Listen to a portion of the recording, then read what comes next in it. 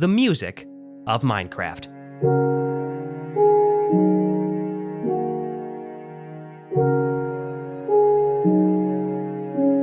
I mean, this was inevitable, right? Minecraft features one of the most celebrated soundtracks in all of gaming. But it's more than that. In 2025, Minecraft Volume Alpha was inducted into the Library of Congress's National Recording Registry as one of the defining sounds of history and culture, and it resides in the exclusive company of just one other video game score, the Super Mario Bros. Theme. But why? What is it that separates Minecraft's music from other iconic soundtracks? How has this collection of songs been able to earn the status of being a distinct pillar of modern culture? Musically, these songs are relatively simple, characterized by their subtle, unassuming electronic ambience. Yet, despite this minimalist approach, or perhaps because of it, Minecraft's music is profoundly compelling and offers personal, introspective listening experiences. But even still, it's more than that. Unlike most other game soundtracks, Minecraft's music has been discussed extensively over the years. But in the usual attempts to answer why Minecraft's music feels so personal, the explanations are always within the context of Minecraft itself.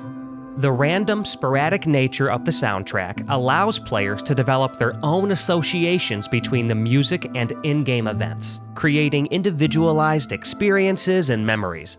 This is important to recognize, but honestly, Minecraft's music is still more than that.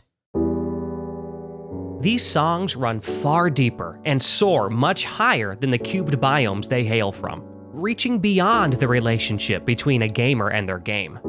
From Minecraft's music comes a theme carried through every layer, heard in the quiet melodies themselves, of course, but also in the way people turn to those melodies when alone at night or deep in study, and even in the creation of those melodies composed by a single person. And all of it leads to one conclusion. The music of Minecraft is a symbol of solitude. Some songs capture the full scope of human creativity and curiosity, attributes that shine in the absence of distraction. Other tracks foster a strong sense of peace, safety, and stillness, illustrating an untroubled mind in a quiet room. Other pieces don't shy away from the lonely, isolating shadows of solitude, built upon dark, hopeless soundscapes. And some music delicately explores the nuance of nostalgia and all the other bittersweet emotions we really feel when withdrawn from the outside world. And, taking it a step further, every single one of these songs were born from just one brain in one small bedroom studio. Minecraft doesn't just sound like solitude, it's a result of it. To put it simply, the music of Minecraft explores what it means to be alone, and demonstrates the power that solitary experiences have on the human psyche. The good, the bad, and the complicated. When it formally launched in 2011, Minecraft created a gaming experience unlike any other, allowing for unprecedented player agency and creative expression. And it's gone on to become not one of but the most successful video game of all time, garnering millions of fans across multiple generations. And of the many things Minecraft is praised for, its music just may be the most significant. So today, I want to delve into these legendary tracks, song by song, and see how they so uniquely approach the concept of solitude in a way that I believe no other game soundtrack ever has. And through this process, we'll explore solitude itself, what it means, and how it changes us, all through the lens of Minecraft's music. Let's review, reflect, and celebrate the music of Minecraft. This is VGM Quest.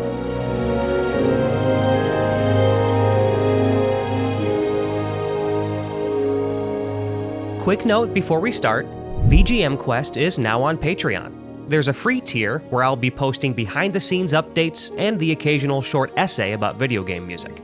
For supporters, I'm doing monthly videos where I react to soundtracks in real time.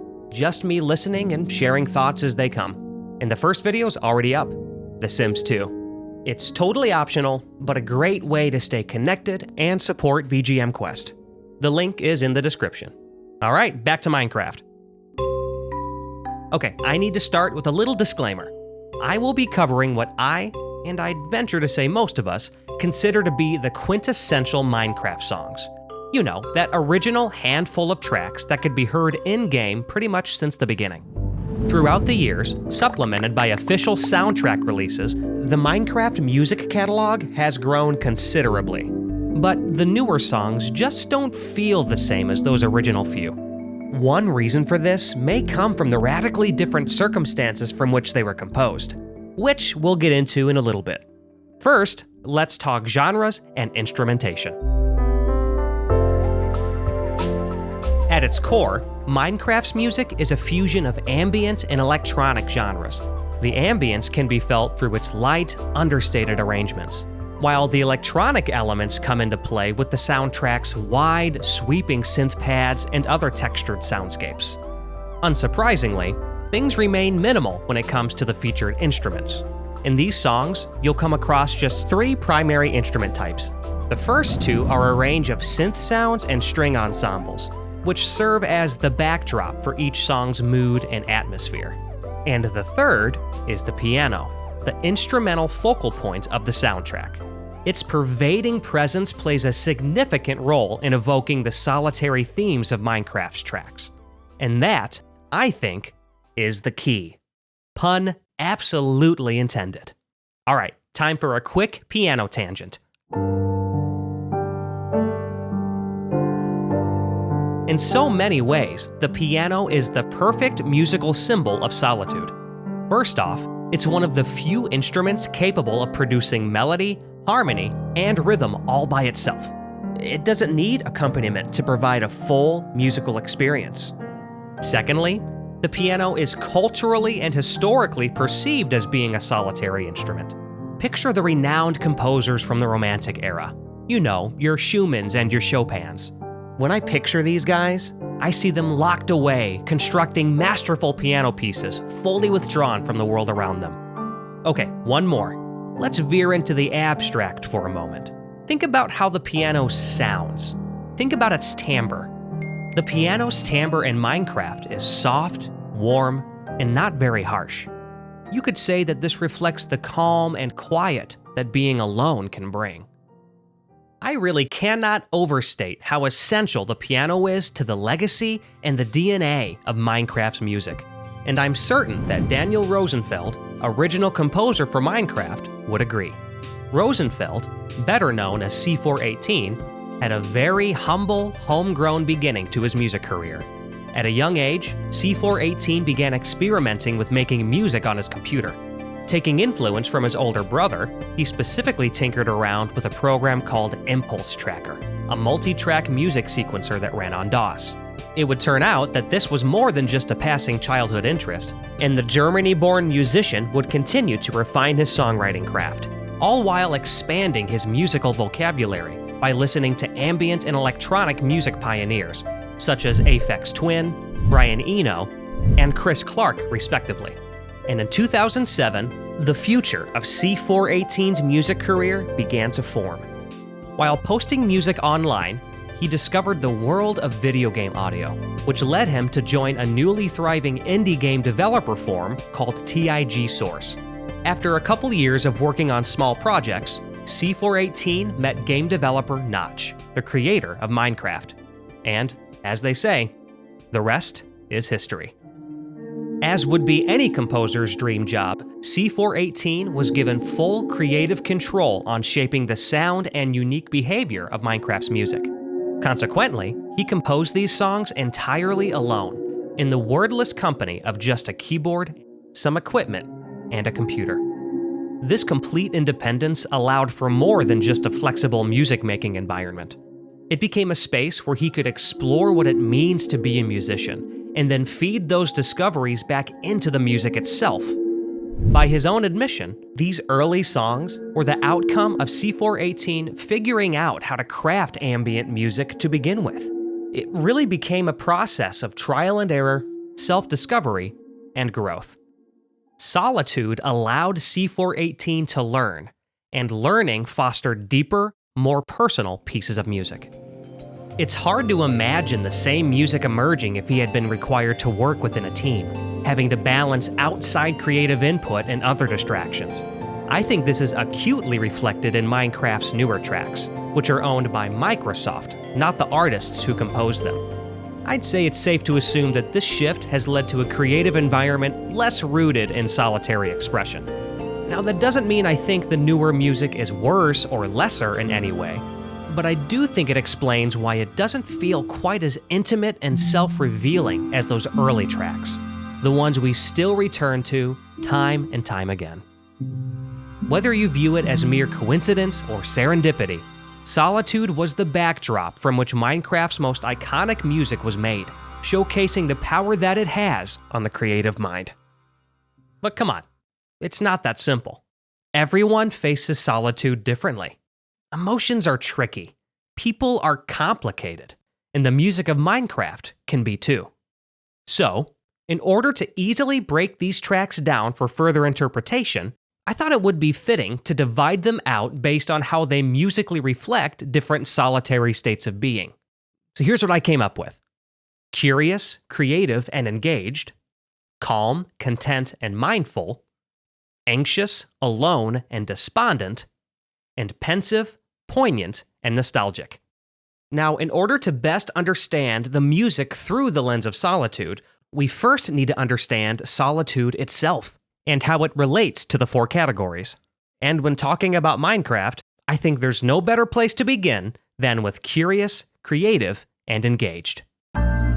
Contrary to what many assume, the experience of solitude is not defined by being alone. It's better defined as the absence of outside input and distraction. And in those rare times when we're relieved from social obligations and unchained from the endless pull of attention-seeking algorithms, our brains are allowed to think freely, process information clearly, and focus. According to neuroscience, a set of interconnected brain regions collectively called the default mode network is what's to thank when in this state of consciousness. When our brains enter the default mode network, we tend to do a few things. First, this is when we do our best problem solving, whether it's tackling a complicated equation, outweighing the options of a big decision, or looking inward to self-improve. Secondly, this is when we daydream and allow our minds to wander. And often by extension, it's also in these moments that we are our most creative, whether it's through music, writing, painting, designing, or building something in Minecraft. It's not just a set of brain functions. It represents a fundamental part of the solitary human experience, one defined by focus, a sense of wonder, and creative expression. And this idea is expertly conveyed in some of Minecraft's songs. Let's take a look at the music that feels curious, creative, and engaged. This collection of tracks tends to feel methodical, purposeful, and driven. This can be traced back to each song's rhythmic nature, felt through rigid piano performances and repetitive motifs. Beyond this, tone and mood does range from song to song, but that unique sense of intention and creativity is never lost. And I'd say the perfect example comes from Minecraft's title track.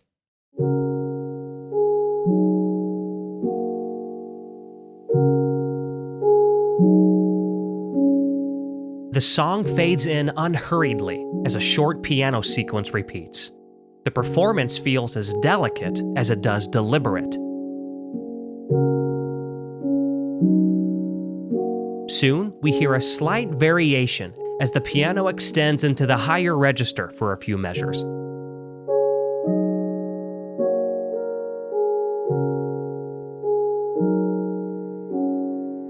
To me, this subtle melodic addition reflects a single spark of an idea that's slowly beginning to unravel. Then, there's a slight sense of closure in the piano's phrasing as we return to the main motif.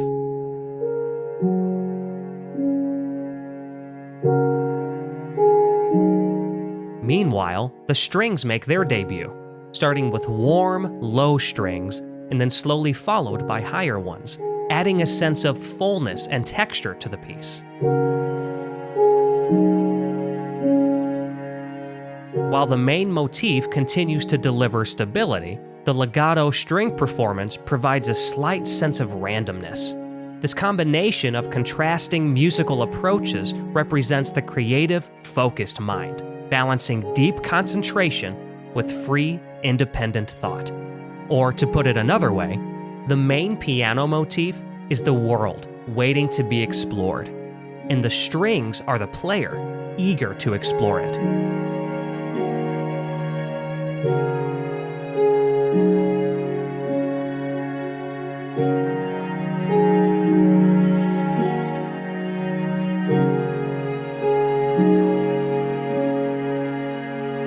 The music slowly swells until it reaches its climax around the 2-minute and 30-second mark. From that point on, Minecraft slowly fades into the distance, returning to how it started, a true full circle. Minecraft is equal parts grounded and weightless, fixated and detached, creating a unique musical atmosphere worthy of its title.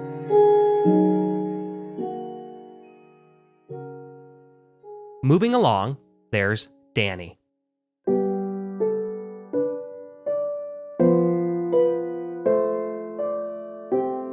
This one similarly opens with another solitary piano performance.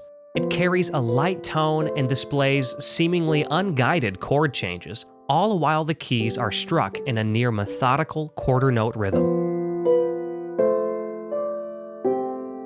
It makes things feel inquisitive. Then, we're introduced to the song's next main addition, a light, airy synth melody. It almost sounds childlike as it quickly dances around the firm piano performance.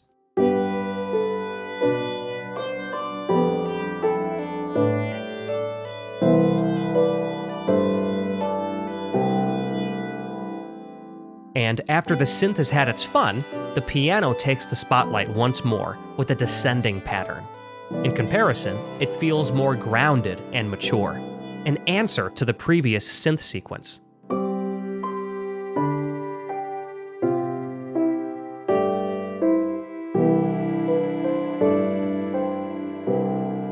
Next, and gracefully, the piano and synth make their exits. In place of the silence come synth pads with an entirely new mood. They feel safe, warm, and meditative as they blanket over the song's cavernous atmosphere.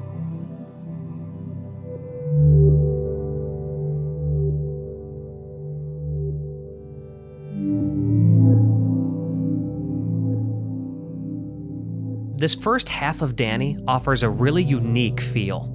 To me, the contrasting piano and synth performances mirror a mature, adult worldview that is colored by childlike imagination and wonder, fostering creativity and growth. A wonderfully expressive piece of music.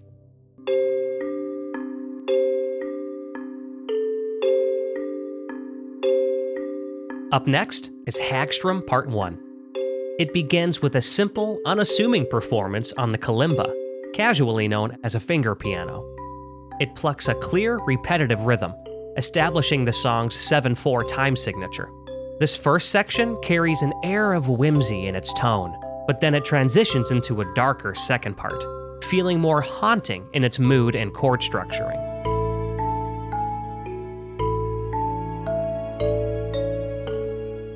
Also adding to this darker atmosphere are a faint plucked bass and subtle strings, giving a sprawling sense of depth that was absent moments before.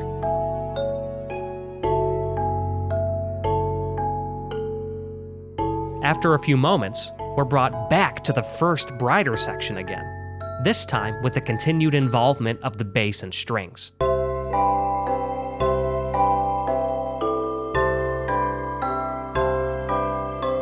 The music slowly crescendos in both its brightness and overall dynamics as the strings extend their prominence.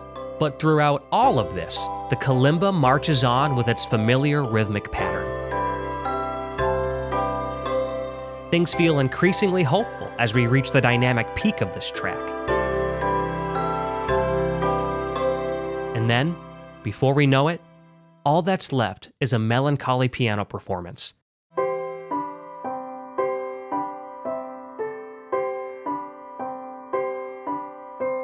It echoes the notes of the kalimba, ending on a bittersweet, reflective note.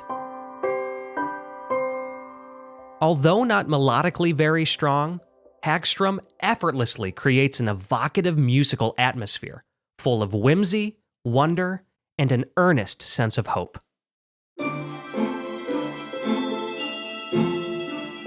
There's really nothing else in this group of songs quite like the second part of Mice on Venus. The track's most obvious difference can be felt through its light, bouncy rhythm, set in motion by a small string section. Through this quirky staccato performance are more strings which take the opposite approach, offering a smooth legato performance that layers nicely behind the rhythm section. On top of that is a faint, descending bell-like sequence that follows the song's rhythm.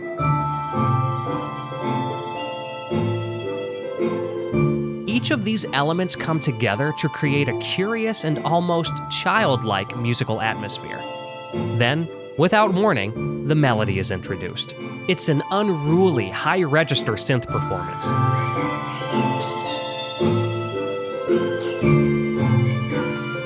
With wide intervals between notes, and each note bending into the next with a glissando-style performance, this melody feels rambunctious, strengthening the song's childlike essence.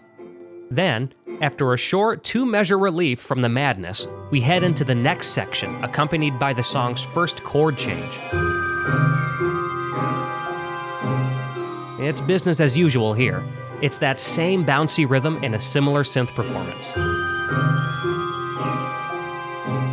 Next, the energy increases as we return to the track's main theme once more. It is full force now, with the addition of thin, bright synth pads playing in unison with the bells, creating a solid contrast to the warmer staccato string ensemble. Then, there's a slow fade into the distance, with the instruments reverberating off the track's imaginary walls. And as we approach the very end, we're left with the warm, faint sound of bells.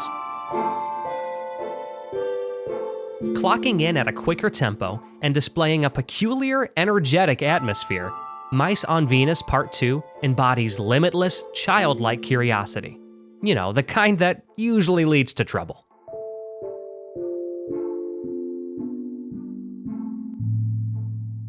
Curious, creative, and engaged. There's a reason I chose these three words to describe these pieces of music. The calculated, rhythmic nature of these tracks evoke themes of focus and intention. As a result, this selection of songs feels like a celebration of the things we're capable of when away from outside distractions, from the questions we ask, to the problems we solve, and the things we create. As I previously mentioned, alone time is an opportunity to think critically and engage in creative projects.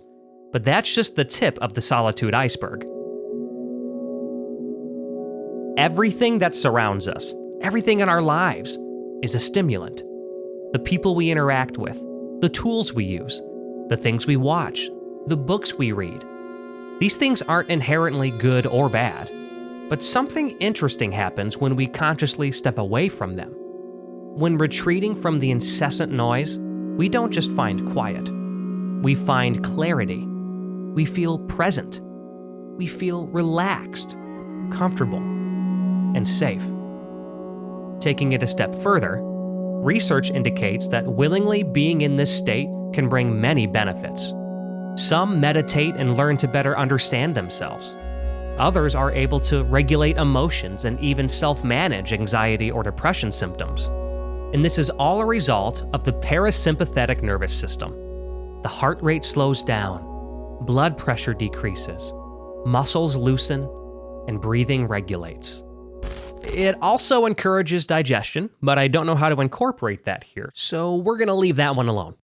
Anyway, if we follow the biological through line backwards, it all leads right back to solitude. The parasympathetic nervous system is activated while we meditate and self-regulate. We meditate and self-regulate when we feel safe and relaxed. We feel safe and relaxed when withdrawn from the abundance of things that stimulate us. And the things that stimulate us are reduced when we choose to be alone. A significant part of being human is experiencing, processing, and interpreting the things, events, and people that surround us. But when stepping back and choosing to evade the stimuli, we gain something else: a greater sense of self-awareness, mindfulness, and presence. And some music from Minecraft beautifully explores this solitary concept as well. Let's discuss the calm, content, and mindful tracks.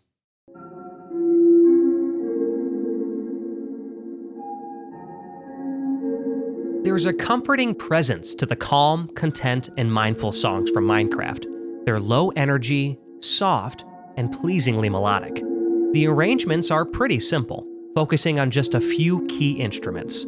And this minimalist approach only reinforces the overall quiet, peaceful aura that surfaces from these pieces of music.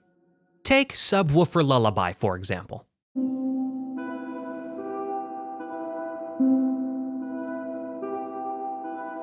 Subwoofer Lullaby slowly builds its presence with a warm, gentle synth sequence.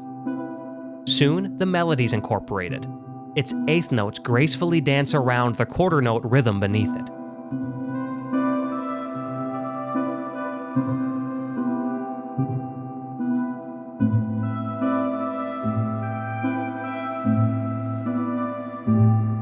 You can really feel the tenderness in the melody. It's as if it's telling us a personal, heartwarming story. But it doesn't last long. The final phrase of the melody repeats, signaling that a change is coming. But this change isn't just another transition. It's a transformation into a deep, meditative musical state.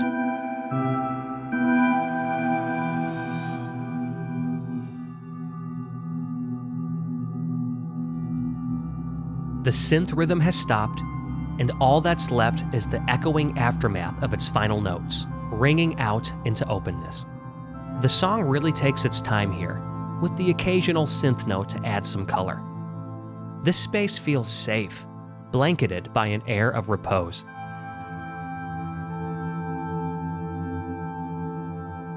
But then, we're brought to one of my favorite musical moments in all of Minecraft.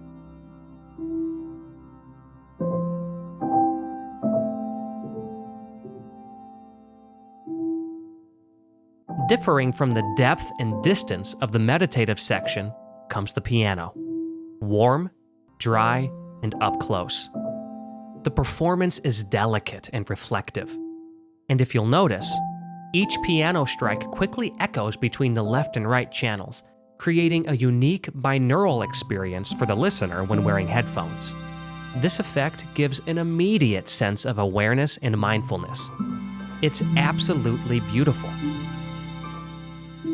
The piano is then joined by some light strings and an echoing harp, adding even more comfort.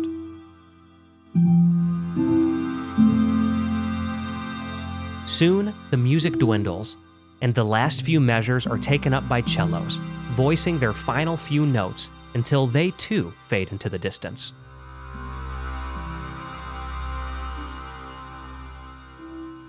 Subwoofer Lullaby is a wonderful piece of music. It's comfortable, it's safe, it's present, and it effortlessly induces a slumber-like state with its meditative atmosphere, making it worthy of its name.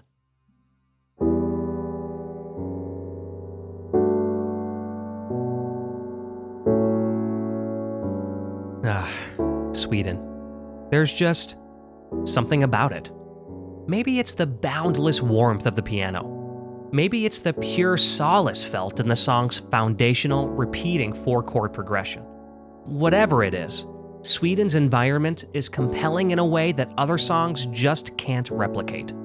As we've heard, it opens with a colorful 4-chord sequence: E minor, G major 7 suspended 2, F sharp minor, and D major 7 suspended 2. The nuanced voicing and space of these chords create an air of ambiguity, but every time the progression returns to its home chord of E minor, which is the 2 chord of the song's actual key, D major, but I digress, that E minor feels familiar and safe.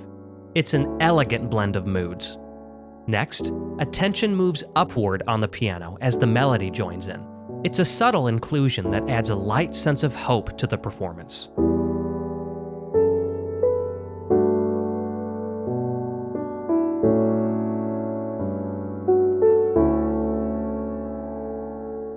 Then, a string section begins to swell in, giving a greater sense of depth within the track. There's a beautiful contrast between the dark, warm, forward-facing piano and the bright, wide, and weightless strings.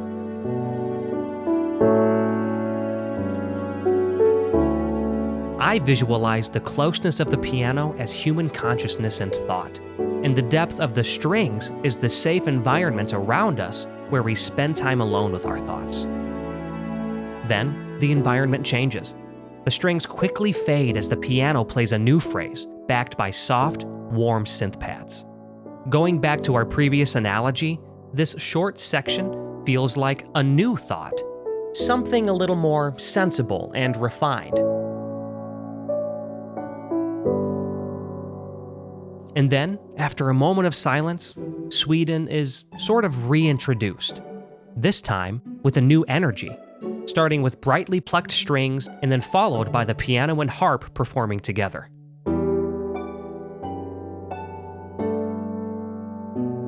Shortly thereafter, the music fades one final time. To me, Sweden is a musical reflection of mindfulness, contentment, and metamorphosis of thought. A piece of music that's equal parts relaxing and captivating. I think the true artistry in the calm, content, and mindful songs can be felt through their soothing melodies and simple arrangements. The combination of these two elements form a safe, still foundation. The music exemplifies presence and mindfulness in a way that's entirely unique to Minecraft. As we continue to explore the sheer impact of Solitude, it's important to understand that impact doesn't necessarily mean good. Solitude's effects branch out in many ways for many different people, producing different amalgamations of chemicals and processes in each individual brain. And for some, unfortunately, it's for the worse. Sometimes being alone, not experiencing the perspectives of others, or having no distractions at all, feels lonely. The interesting thing about loneliness is that it activates the same brain regions that are associated with real physical pain. So, without healthy coping mechanisms, it's no wonder that loneliness leads to high stress, anxiety, and depression. And unfortunately, it's all too common that it becomes a cyclical process. Over time, solitary experiences can reinforce negative, self-deprecating thought patterns, which then spirals us further into despondence. As we've learned earlier, you don't have to be alone to experience solitude, and this reveals a harsh truth about it. Whether you're locked up in a bedroom all by yourself, or you're swimming in an ocean of people, you can still feel just as alienated. Out of the 4 categories, this is the most distinct. And this applies in a musical sense as well. Let's break down the Minecraft tracks that feel anxious, alone, and despondent.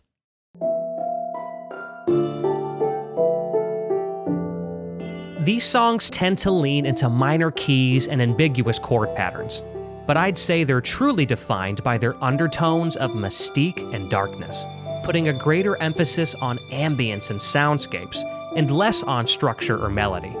Everything feels wide, sprawling, and has a keen sense of depth, as if these tracks are being conjured up from somewhere far away.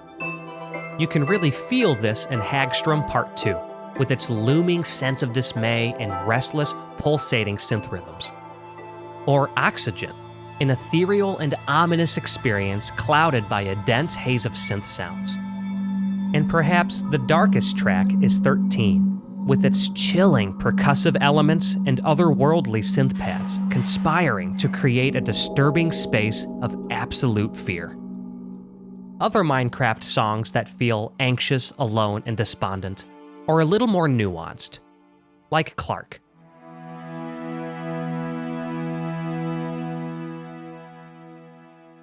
Clark opens with a dark, haunting string section. The ensemble takes its time moving between chords, giving the impression of hesitation or uncertainty. This instantly sets the tonal foundation for the rest of the piece. At around the 50-second mark, Minecraft's ubiquitous piano makes yet another return, complementing the strings with its subtle performance.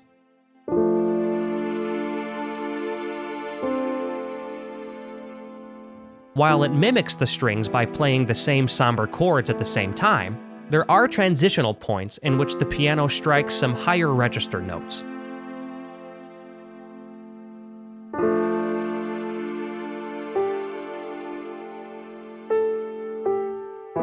The sporadic nature of this performance causes these few notes to carry a lot of emotional weight. Their brightness provides a small beacon of light and hope within the solemn atmosphere of the music. But as it progresses, this light is quickly overshadowed. Here, Clark's bleak landscape only continues to expand as the bass and harp are brought in. At this point, the song develops a stronger sense of melody. The harp detaches itself from the other instruments and adds a repeating 5-note melodic phrase.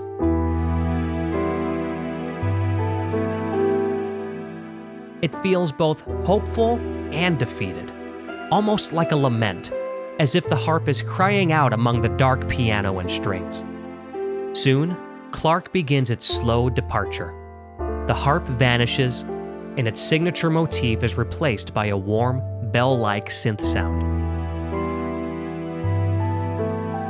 The piano and strings are also taken over by warm synth pads.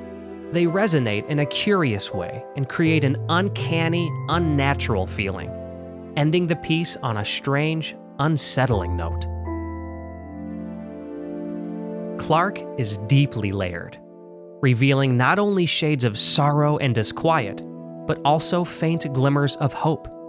In my opinion, it's one of the best examples of emotional subtlety and nuance in game music.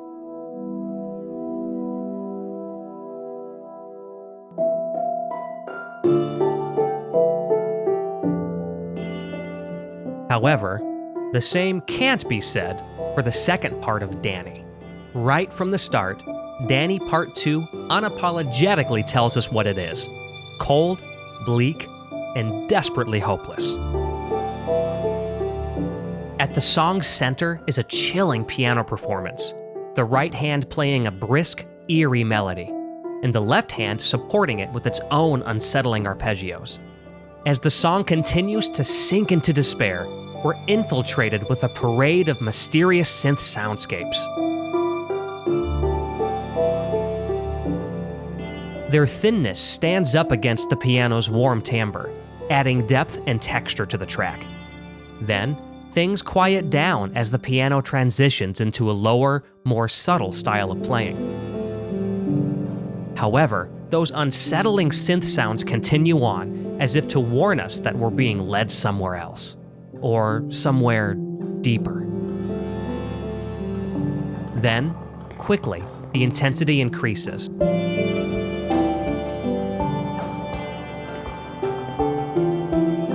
There's now the addition of percussive elements that reverberate throughout the track, conjuring up an image of water droplets echoing in a dark, damp cave.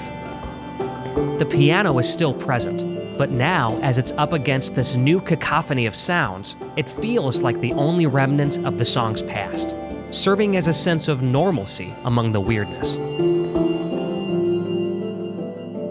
Then, energy is depleted from the song once more, and all we're left with is the piano and some quiet, lingering synths. It doesn't end with any firm resolution. The final piano sequence feels unclear and ambiguous, committing to the song's unsettling atmosphere until the bitter end. Danny Part 2 feels like a journey, or better yet, a descent. A descent into anguish, into madness. A musical reminder of the dark places our minds can take us when we feel alone, isolated, and ripped away from the outside world. It's truly one of the most evocative songs from Minecraft. Minecraft's tracks that feel anxious, alone, and despondent never shy away from being exactly those three things. Their odd, scattered use of synth pads and percussive elements create tensely unsettling atmospheres, and their lack of clear musical structure feels like a representation of the dangerous places our minds will take us in the midst of deep, anguishing loneliness. When we're living in the quiet moments, spending time with our thoughts, we're able to build a unique space for ourselves, a space for reflection. It's a frenetic inner fortress where we revisit past experiences and the emotions tied to them.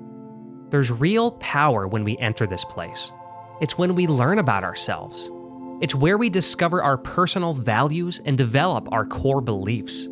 On the whole, it's where we process emotions. But for all of us, no matter how much alone time we give ourselves, processing our feelings about certain things just isn't easy. Emotions are far from black and white. And within this infinite gray, there is one specific emotion that has always captured me, one that's easy to feel, but near impossible to articulate. It hovers somewhere between the simple confines of sadness or happiness. It's an ambivalent sense of longing, a yearning for something unknown.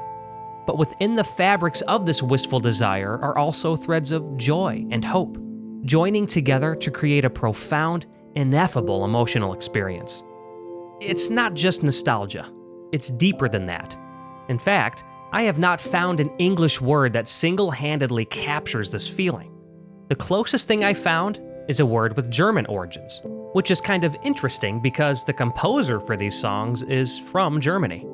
Anyway, the word is Sehnsucht, a longing or yearning, often wistful or melancholic for something unattainable. But admittedly, even this word's interpretations and translations are up for debate. Either way, I digress.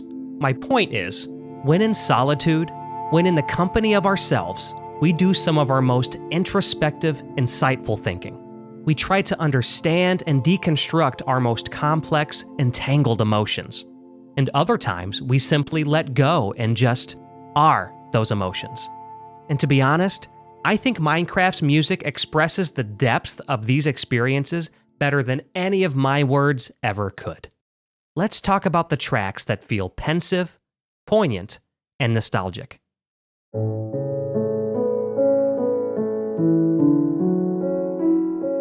Similar to the calm, content, and mindful tracks, these pieces of music are soft and subtle in their dynamics. Harmonically, however, these songs are much more nuanced. A lot of chords feel open-ended with no clear resolution, while the melodies are evocative and pronounced. This unique duality gives the songs a strong sense of emotional depth and maturity, but often with conflicting undertones. Think words like bittersweet and melancholy. I feel like these are the characteristics that we most often associate with Minecraft music, and specifically this first track, Key. In terms of its production, Key is quite simple, housing a short, echoing piano performance. But if we dig a little deeper, it's easy to hear what it really is, a lone piano's lament. Each piano key slowly resonates throughout the song's cavernous expanse, creating an ethereal, dreamlike listening experience. The performance itself feels delicate and genuine, a graceful fluttering of notes in the high register with a grounded arpeggio performance with the left hand.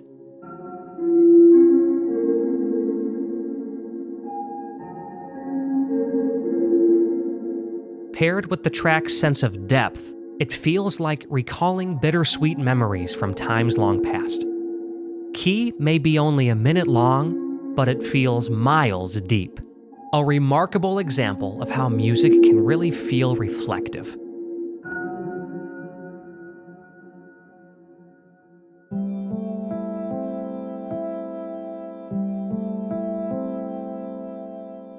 For me, Living Mice is definitive Minecraft music. Its tone somehow manages to feel vague and poignant all at once. It gradually fades in with a faint, repeating synth arpeggio sequence of G, A, E, and C, putting us in the key of A minor, and that exact chord being played in A minor 7. The 7 in that chord, the G, makes things feel contemplative and calm. Then, another synth joins in with the melody, its timbre thin and sharp as it stands up against the soft-edged arpeggios.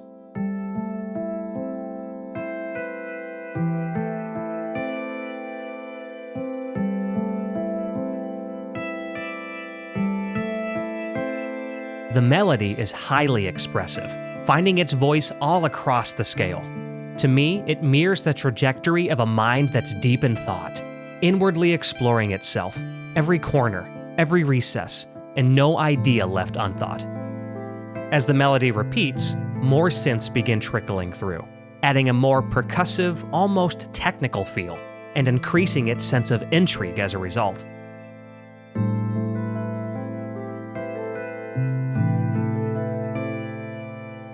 Next, we transition into a new melodic phrase, one of my favorite motifs in all of Minecraft.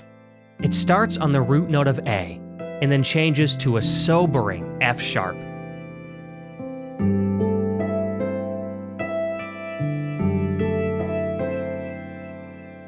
You can really feel this chord change, like it's pulling you down with it. The phrase repeats, this time with the addition of a brightly plucked harp, and quickly, Living Mice reaches its dynamic peak, and when it hits, it feels monumental.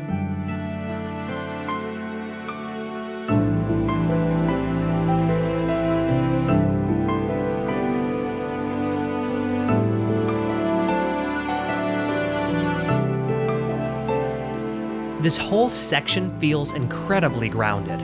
Here, the piano plays a high, reflective set of notes, while wide, spacious strings broaden the scope of the piece. There's so much weight carried from chord to chord. It's amazing. Soon, things quiet down and we're brought back full circle. That synth arpeggio presses on. The harp and glockenspiel are there as well, adding a dreamlike element to the music. A piercing musical reminder that this journey was all within your mind. Living Mice is deep in every sense of the word, and it's one of the most pronounced musical experiences that Minecraft has to offer, a true embodiment of self-reflection and the evolution of thought. Okay, so I'd like to do something a little different with the next two songs in this category. I'll be presenting them together in a compare and contrast style. Their names alone are an indicator of there being some sort of relationship to one another. But I wanted to take it a step further and interpret the actual musical elements of these tracks in direct comparison with one another as well. And I'm sure you already know which two tracks I'm talking about: Dry Hands and Wet Hands. It's difficult to articulate, but I feel like there's some sort of unspoken connection between Dry Hands and Wet Hands. In many ways, they're opposites, but in a broader, more abstract sense, I feel a similarity. It feels like both tracks are parts of a whole, like they're passing musical moments and bigger songs that we'll never get to hear. There's a sense of incompleteness that oddly connects these two pieces together. First, let's look at Dry Hands.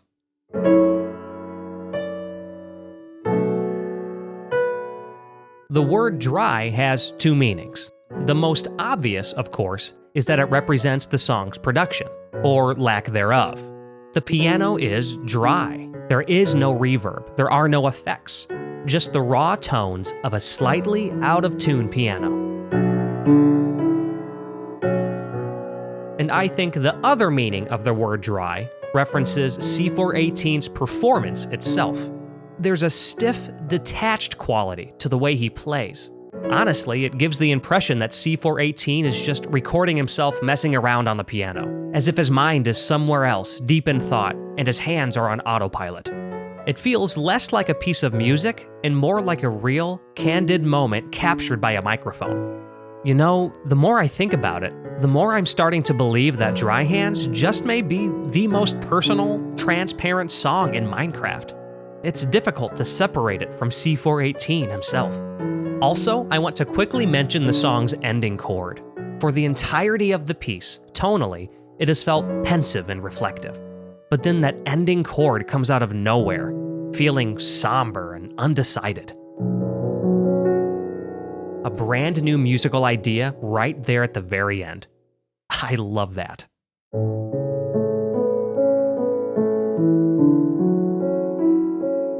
Then there's Wet Hands.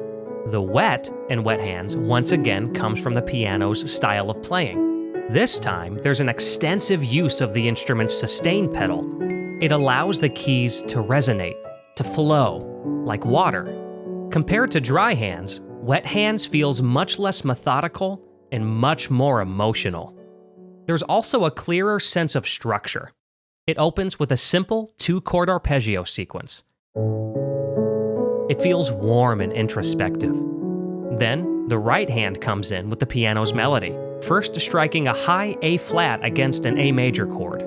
This builds an A major 7 chord and adds a stronger sense of reflection and contemplation to the piece.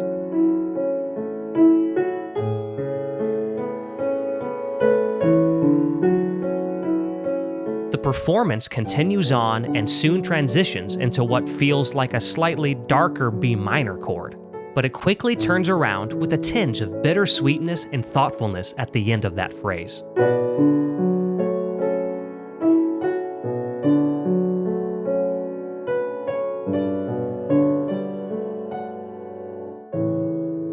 Then we get into my absolute favorite part of Wet Hands. It's a short, glittering dance of notes, feeling delicate and wistful.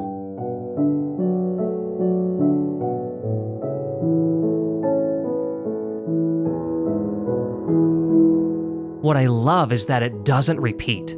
It leaves you wanting more. Instead, it just ends. To me, it's the musical equivalent of looking back on a special, fond memory, a fleeting thought that leaves as quickly as it arrives. Between both Dry Hands and Wet Hands, I'd say Wet Hands is my favorite, but both hold a special place within the Minecraft soundtrack. Okay, we're down to the last song, and I wanted to save the best for last.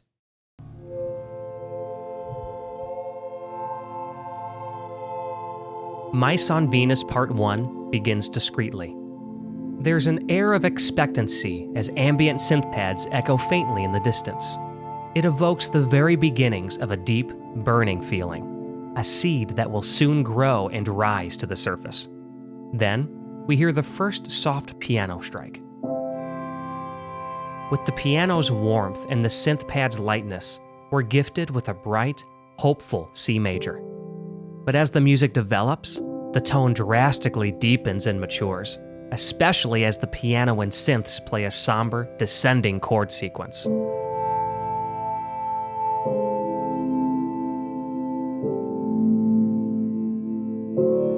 From these early moments, it becomes clear that Mice on Venus isn't your typical slow, pretty song.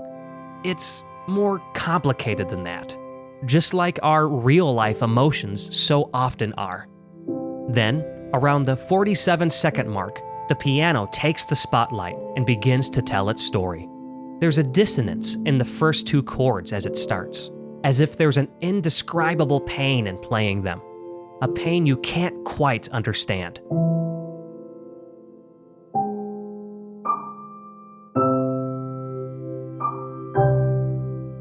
The performance is beautifully bittersweet. Each note of the melody feels so delicate, and the left hand's chords keep it grounded. There are faint strings and synths in the background, accompanying the piano with depth and color. But soon, the song's depth dissolves, leaving only the piano as the focal point.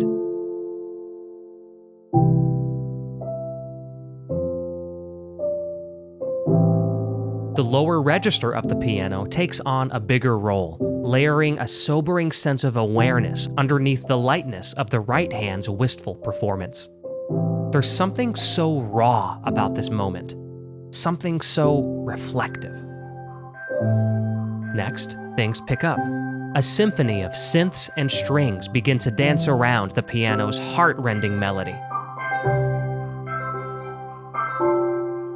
To me, it paints a musical picture of a toy ballerina spinning in a circle. Everything feels so fragile, so touching, but there's also an underlying sense of longing and homesickness. And then, the piano plays my absolute favorite moment in the entirety of Minecraft's music, a beautifully dissonant interval, a high C on top of an A flat, and there's no other way to say it. It hurts.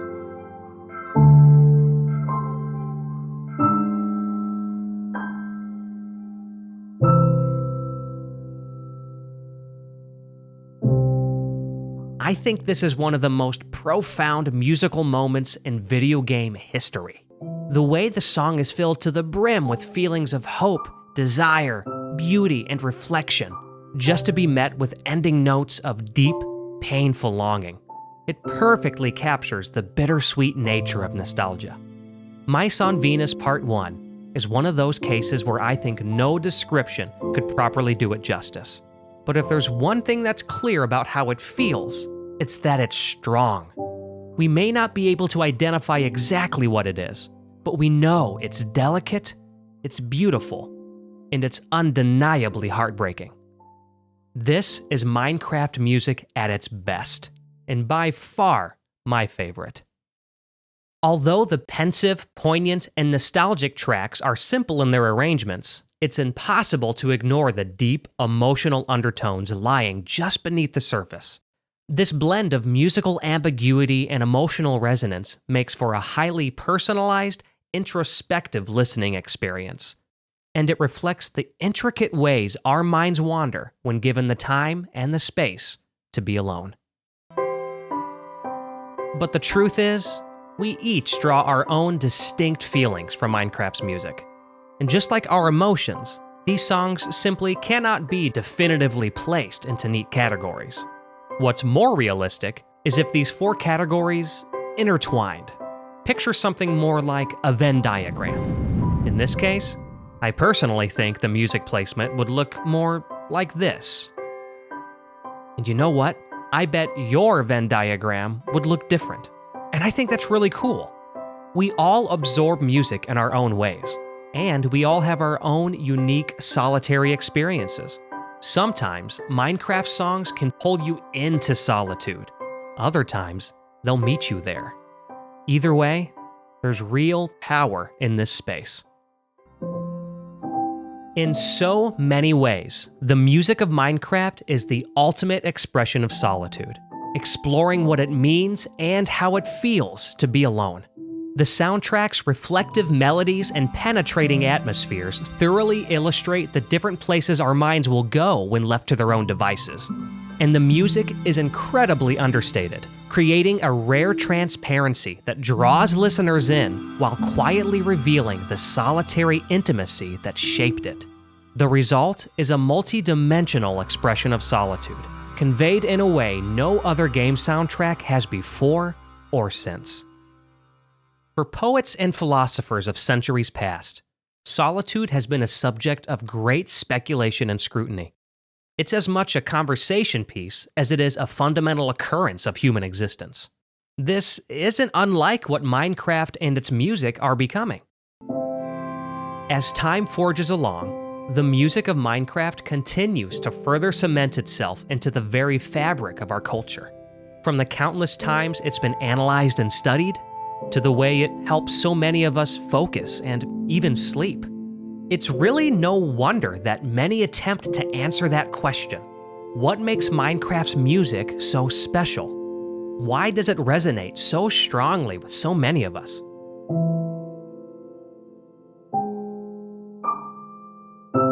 Well, when I listen to Minecraft's soundtrack, I can't help but relive the old memories. I vividly remember punching my first tree, having my house destroyed by my first creeper, and I will never forget the rise and fall of the first server I was ever on. Rest in peace, Calgard. I miss you all the time. But what's interesting is that the music of Minecraft continues to affect me, completely detached from these memories.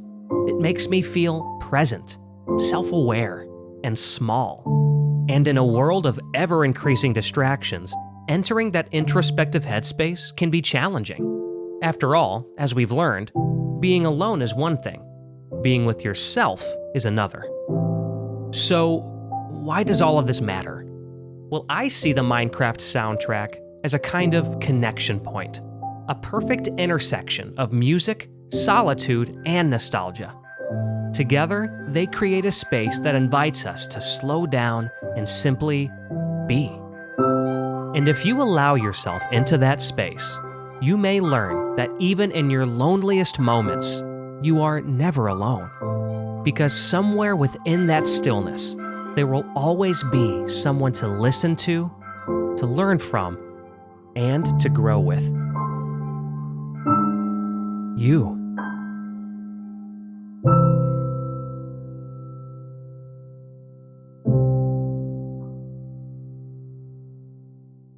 Hey, thank you so incredibly much for watching through this entire video. I really appreciate that. I loved making this. I was talking to a friend the other day about Minecraft, and we kind of agreed that Minecraft really is the perfect game. If you want a game to beat, you can beat Minecraft. If you want more of a adventure, exploration, or creative experience, obviously you can do that with Minecraft. But it can also be kind of just a cozy, do-nothing kind of game. I mean, it really is the perfect game. And of course, the music's absolutely incredible as well, but I just talked about that for an hour, so I don't need to continue to talk about that. So I guess I'll leave you with this. If you could let me know some of your favorite Minecraft tracks, your favorite Minecraft song memories, or just general memories of the game, anything you want to share, I'd love to see that in the comments. I love watching this community continue to grow, because video game music is awesome. So that's all I have to say. Thank you for watching this, and I'll see you on the next installment.